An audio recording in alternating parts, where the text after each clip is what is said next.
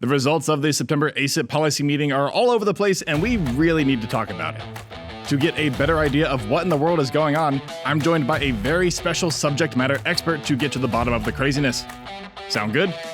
Then thanks for tuning in to RX Report, where you get your health, your news delivered. I'm your host, Manuel, coming to you from the American Pharmacists Association, the home of pharmacy in Washington, D.C. We've got a lot to talk about today, so click that like and subscribe button, leave a comment, and join today's conversation, and let's dive in.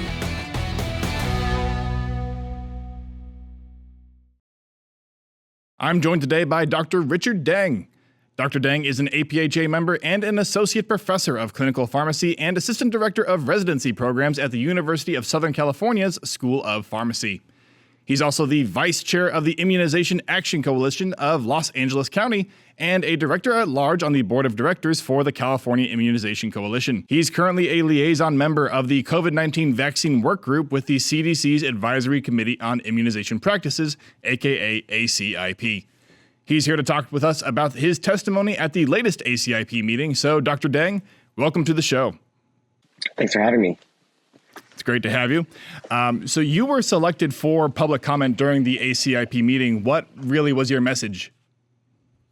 Yeah, I was really proud to be able to represent the profession of pharmacy and APhA at the most recent ACIP meeting. I think it was so important to get the pharmacist's voice in the conversation. As we know, pharmacists have provided the vast majority of COVID-19 vaccines over the last few years and have become a primary location for patients choosing to receive vaccinations. So it's important for our voices to be heard by the public, to be heard by members of ACIP when they're making these decisions.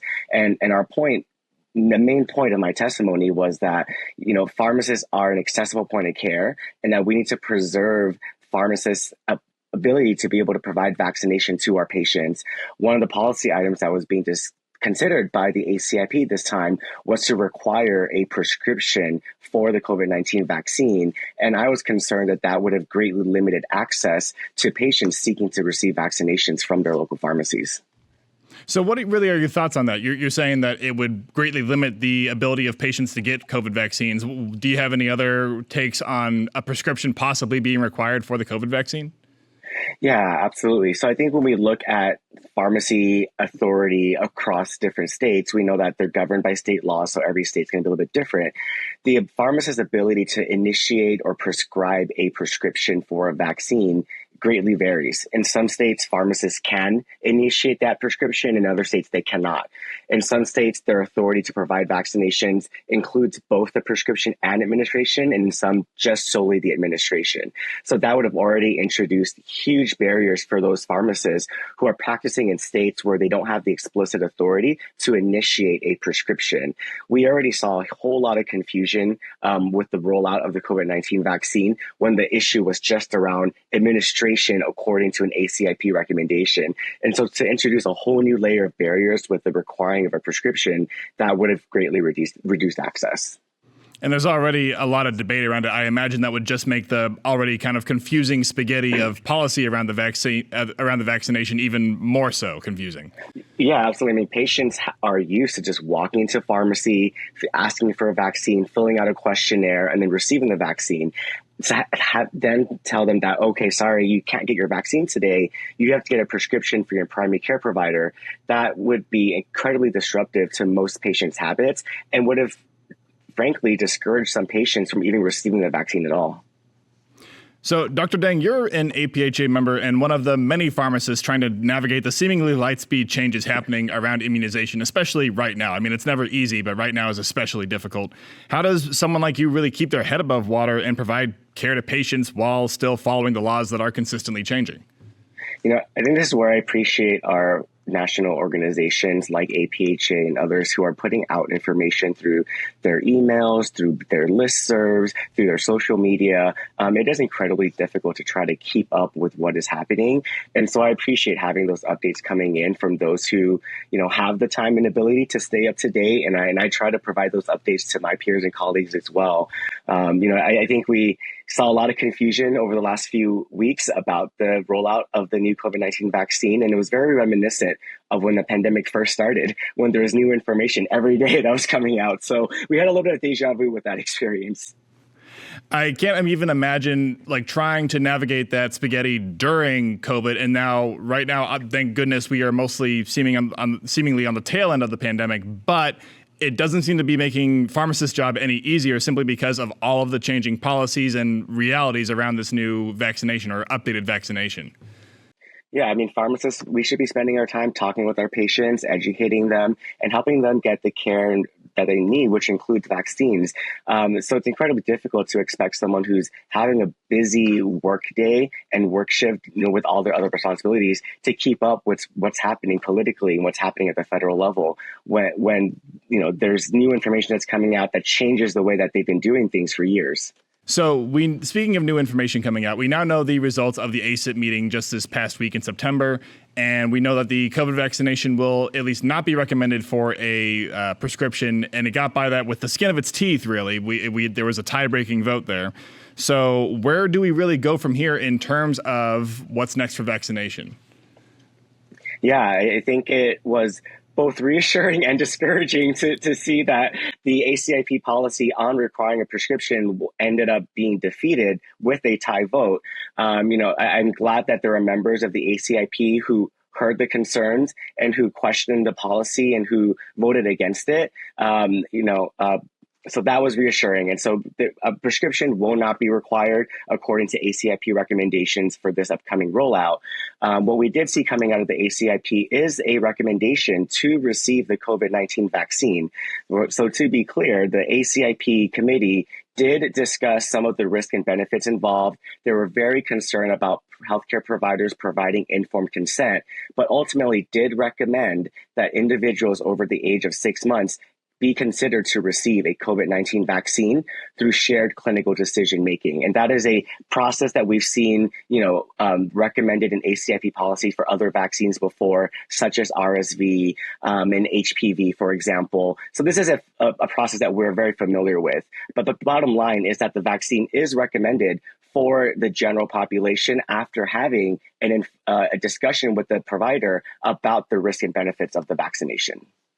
I mean, that sounds objectively good, like having access to more vaccines more freely at the very least. I remember when the notes from the meeting came out, the world was kind of overall surprised that there weren't more crackdowns because there'd been a lot of talk around it. And then we more or less were not given this huge paradigm shift in how vaccines are going to be available. Yeah, I was a little bit concerned about some of the headlines coming out of the meeting saying like, oh, COVID vaccine is not recommended or the ACIP recommends against it. But that certainly was not the case. There was a vaccine recommendation. They just required it to be done through shared clinical decision making, which is a little bit of a barrier, but it is something that we've all been used to doing already. And the main point of the committee members was that they wanted to encourage an informed discussion about the risk and benefits so that the patients understood, what they were going to be receiving.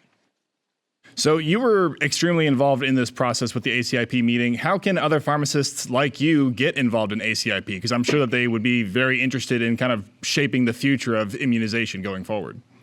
Yeah, absolutely. I can't speak for APhA, but I think they're always looking for individuals to be engaged as subject matter experts on immunizations and on the different work groups. There's also the communities, the immunization communities that are out there.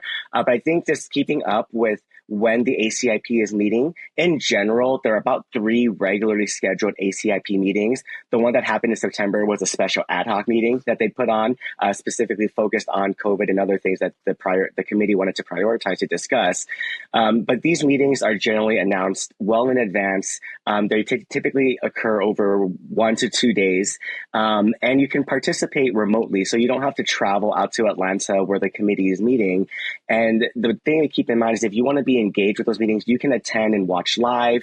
But if you want to be a part of the conversation, you have to submit your request to make a public comment ahead of time. And that typically occurs at least maybe a week before the meeting happens. So you have to kind of submit your name and then you have to be chosen from the thousands that might be submitting to make a request for public comment. So it takes a little bit of being proactive if you want to be involved at that level. But I think at the most basic, being involved in attending the meetings and providing your feedback and comments back to your peers and in APHA to be able to represent the profession would be a great start. So ACIP has been making a lot of the headlines right now and shifting a lot of the narrative, but is ACIP really the only one we should be paying attention to? Should pharmacists be looking for guidance from things like AAP or ACOG or AAFP? Are there any other alternatives?